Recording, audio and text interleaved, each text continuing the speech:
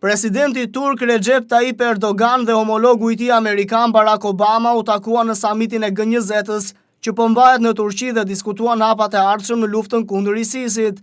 Duke folur në një konferencë të përbashkët përshtyp me presidentin amerikan Barack Obama, presidenti turk Erdogan ka theksuar se dy vendet ishin partner strategjik.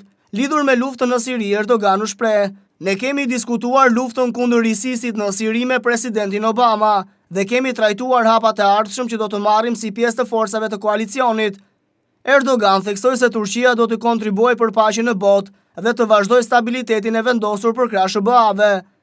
Presidenti turk përsëriti gjithashtu se dënon sulmet në Paris, të cilat lambi 125 të vdekur natën e së premtes. Ai gjithashtu vuri në dukje sulme terroriste brenda Turqisë. "Ne jemi të ballafaquar me terror kolektiv, si në Paris ashtu edhe në Ankara, Gaziantep, Surush dhe Diyarbakir", tha Erdogan. Ndërsa presidenti amerikan Barack Obama e quajti Turqinë një partner të fortë të Shteteve të Bashkuara të Amerikës dhe anëtarëve të tjerë të koalicionit në luftën kundër ISIS në Siri dhe Irak.